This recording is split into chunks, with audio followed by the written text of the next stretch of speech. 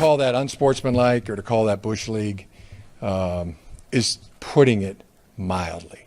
That could have been a real unfortunate incident, and you know, as I said, you know, it's the opposite of BS. You know, Coach said that was BS, but that's not BS. That's fact, and I think it's something now the two athletic directors really need to get together and talk about. I'm not going to have any more comments about the situation. I've made my comments, and I'm going to let God take care of my battles. And with that, we welcome you into College Football Live. I'm Matt Schick. Our main goal today is to create as much tension and drama between David Pollack and Todd McShay as there exists between Jim Harbaugh and Mark Dantonio. David, who's in the wrong here, this whole situation? Well, first of all, we have an incredible amount of he said, she said. And when you have an incredible amount of he said, she said, you don't know who's in the right and you don't know who's in the wrong. But it's a bunch of children. It seems like coaches, I'm acting like children, just back and forth, bantering back and forth. But listen, this is an incident you can't really tell what happened. You see, like, Bush is there. Does he get hit? Does he get clotheslined? I don't know. Obviously, something happened. You can tell right there. The times were mixed up of when Michigan was supposed to be on the field or not. But just the stomping on the Spartan, that's kind of dumb and that's kind of silly. But I just want the coaches to kind of leave it alone now and move on. I love it. I just love the whole thing. Yes. I love that Michigan State clearly came out late. They knew that Michigan would be on the field. They just kept going through it. And I just, with rivalry games like this, we don't get enough of it in the pros anymore. We don't get any of that fire from the pro game. So the college game, to me, that's kind of the difference, is just the passion and everything that goes into it, especially when it comes to rivalry games like this. And listen, Dantonio probably should have owned up to it. He was smiling and walking through it. And Michigan, clearly Harbaugh is now he's coming out of his shell again, a little bit like earlier in his career at Michigan. You win and you come out of your shell, baby. 1-5 against rivals, 1-5 against rivals. Now he's got to win. Everything's good again. So I've loved watching it the last couple of days. Yeah, it's what we love about college football. Just some of that pettiness, some of the drama, the rivalry. The bad thing is we got to wait another 365 for those teams to go at it. So Michigan beats Michigan State. They do it without the services of defensive tackle Rashawn Gary. Been dealing with an injury. He's missed the last 3 games. Todd, can Michigan get to the college football playoff without Rashawn Gary, even though the defense has played pretty well? It's a good question, because obviously when you lose a player like this and when he's not on the field, you lose something. And I think he brings the power. He sets the edge. He's the guy that can play inside and outside, whereas Chase Winovich, who really, by studying the tape, was playing better than Gary during the first several games before Gary suffered the injury, and he's been out the last 3 games. But when you look at it, this is clearly a better football team. I think they still could. They've got to win the conference, and I think the way they're playing right now, they're a much more balanced football team than we've seen in the Harbaugh era at Michigan. But you'd like to think that Gary would make a big enough impact, especially when you get to Ohio State conference championship game, and then if you get into the playoffs. Having a player like that, you got to have it. Yeah, I think this is the equivalent of having Bosa, the Nick Bosa injury for Michigan. I think they're still really good, but it takes away that extra elite guy. And listen, Winovich, makes more plays than Gary was. Gary gets a lot of attention, of attention. You're talking about double teams, triple teams. Chips. The dude gets the chips. He's the main focus of the game plan. So listen, this guy's not replaceable. He's the most versatile defensive lineman in college football, and he's if he can't come back, it's a tremendous blow to Michigan, even though they've won without him still and done well. Head coach Jim Harbaugh said this week he was unclear when asked about whether or not Rashawn Gary's season is over at this point. The defensive coordinator Don Brown said today the team is desperately trying to get him back to be ready after the bye week, get ready for Penn State. But David, interesting, you mentioned Bosa. Just as important in terms of on that defensive front. We just saw Nick Bosa decide, you know what, I'm done. I'm getting ready for the draft. Should Rashawn Gary take a page out of Bosa's playbook and him being a junior and highly rated player and just say, you know what, I'm not going to risk anything else and get ready for the draft? First of all, these kids see what goes on, and it's a very, very much a copycat world. There's no doubt about that. But I think, listen, Here's the deal. The bottom line is he's got to get healthy first, and that's what he's got to take care of. There is no way that Rashawn Gary's going to come back on the field when he's not healthy, because that doesn't make any sense. He's got to take care of his body. But, again, if I'm in this situation, my team's fighting to be in the playoffs, man, I'm going to do everything I can possible to get my body ready and to get back out there with my boys. So I hope he gets healthy enough to come back to the field, because he's a tremendous player. He's another one of these guys like Nick Bosa that plays so daggum hard. He cares about the game. Like, I watch him and I love watching him play football. So I want to see him in there playing for Michigan and helping the playoff push for Michigan. You know, the game before before he sat out the first game, he was taking several plays off, and it was very surprising to see, because it's not like him. Yeah. But when he was on the field, every snap I watched, because I was interested to see, does he have the same effort with the injury? Every snap, Dave, he was going 100 miles an hour. This guy does love the game, and it has a different feel than Bosa so far. He's practicing. They're doing everything they can. It sounds like he's trying to fight through it and wants to be there. It won't surprise me at all if we see him in the next couple of weeks back on the field for Michigan.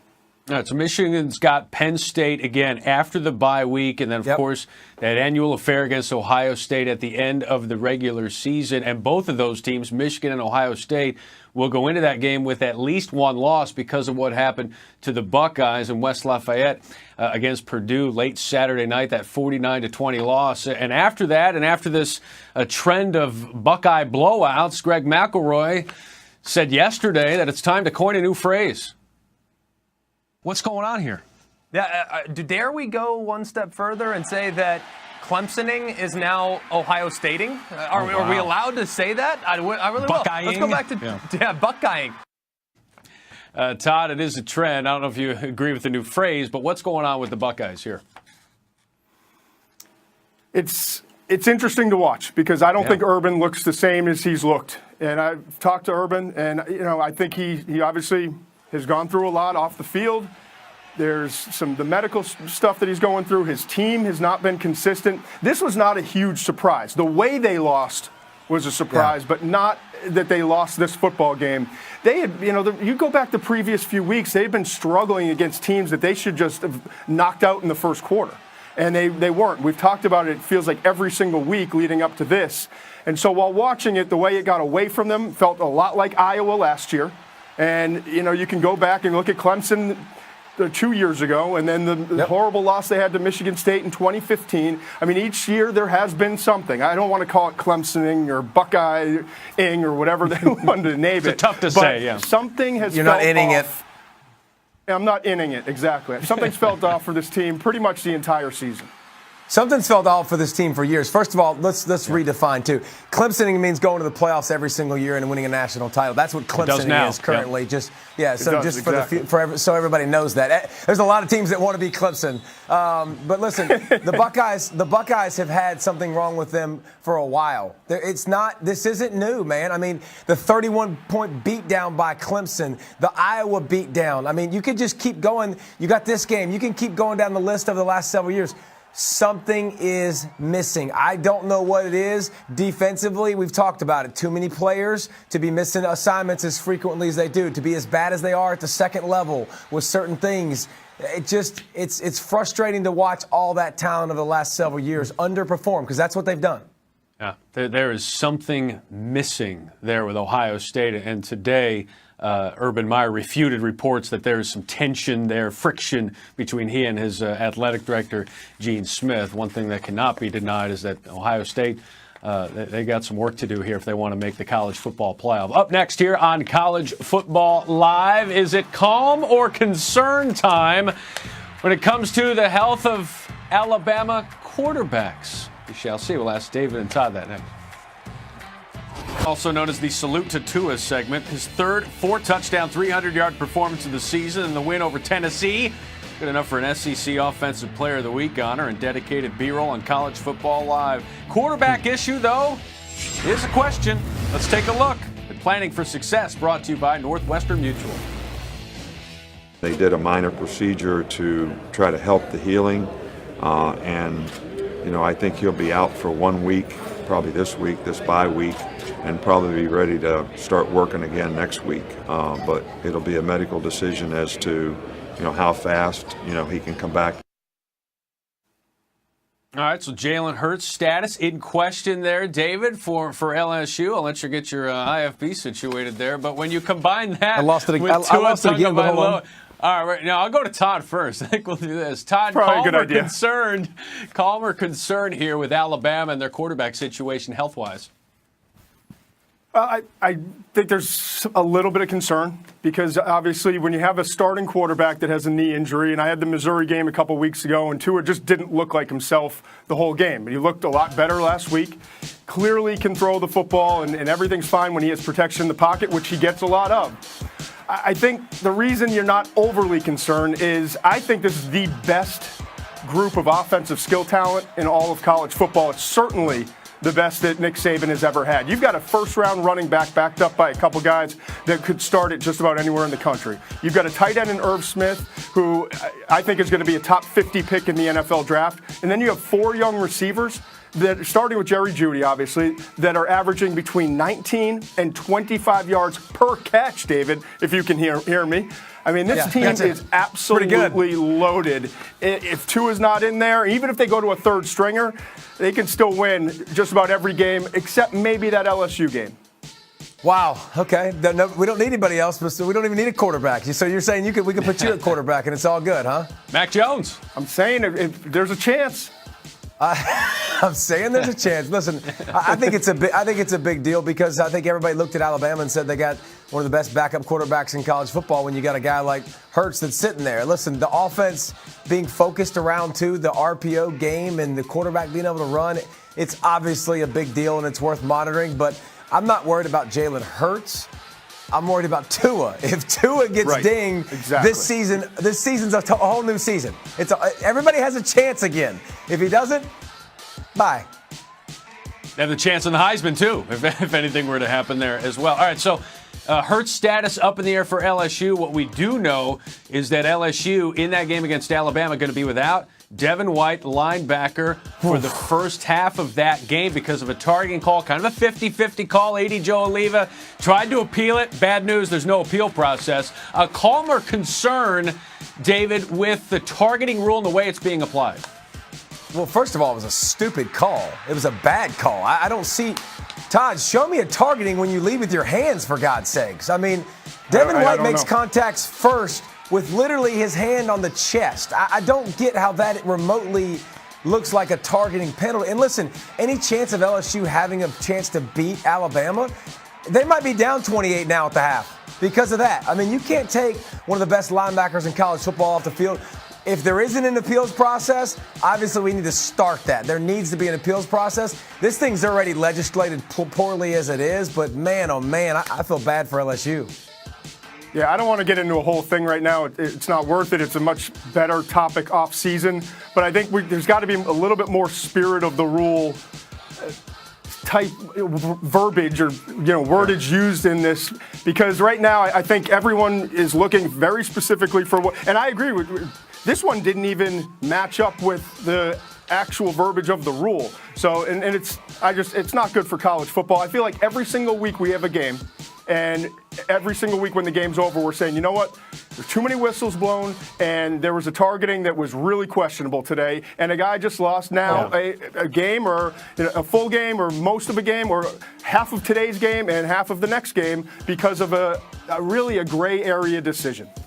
If you watched Washington State and USC and you thought that was, and Porter did not get a targeting penalty, but you give a targeting penalty to Devin White, what the heck are you supposed to think about this rule? I mean, it's poorly legislated. You need an SEC executive to override that in the office, the VP of Business Affairs. That's what you need there. I mean, that was a bad one. This was a bad one, too. There was an even worse one, actually, on the Trojans' defense, actually, that was worse. I thought he should have been a 15-yard flag that might have cost Washington State the game. I mean, knee is down. Yeah, the knee's down. That wasn't the one I was worried about as much, but that obviously is bad too, I guess. Well, with Devin White, we mentioned it. Look, he's not going to be in the first half against Alabama. But look, the LSU fans, they've started a GoFundMe page. They tried to raise $4,000 to build billboards there and have them be outside the SEC headquarters in Birmingham, and they raise $6,000 because it just means more, guys. Todd? And they'll raise $60,000 by the end of the week, is my guess. That's right. Hey, talk to USCF. They can probably get a deal on billboards. Yeah, that's very true. Very true. It's $6,000 and counting there for that GoFundMe page. Again, no Devin White first half. Free Devin White. We'll see if anything happens there. Texas hoping to have their quarterback available for their next game coming up this week against Oklahoma State. Sam Ehlinger banged up his shoulder against Baylor. He's had the bye week to heal up. David Calmer concerned about Ehlinger's health. Huge concern. This is not an offense they're going to bully you up front. This offense is basically predicated on his physical run game. And by the way, his evolution as a passer has been awesome and taking advantage of the weapons on the outside. But if you don't have the hammer to run the football, it's his throwing shoulder, and he's a runner that has to lower his shoulder and lowers his shoulder a lot and very effectively. Huge concern. I very seriously doubt Texas can run the table if you don't have a healthy Sam Ehlinger. Yeah, and he's thickly built when you see him up in person, but he's not a big dude. So he's taken a lot of a beating for a guy who's not a huge quarterback.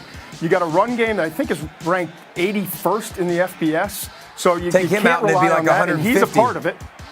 Yeah. And then the defense has been solid, but we're not talking about an elite group. So he is kind of what makes everything work for Texas. It's a huge loss if he can't play close to 100%. They say he's going to. I don't want to be an alarmist here, but they absolutely need him healthy and close to 100% if they're going to make a run at this, which so far so good.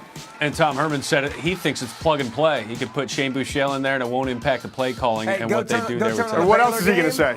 Go turn on the Baylor game. It's not plug and play. Nope, absolutely not. That's just the messenger. No. I'm with you. Yeah, Tom Herman. We'll see what happens this weekend there against Oklahoma State coming up.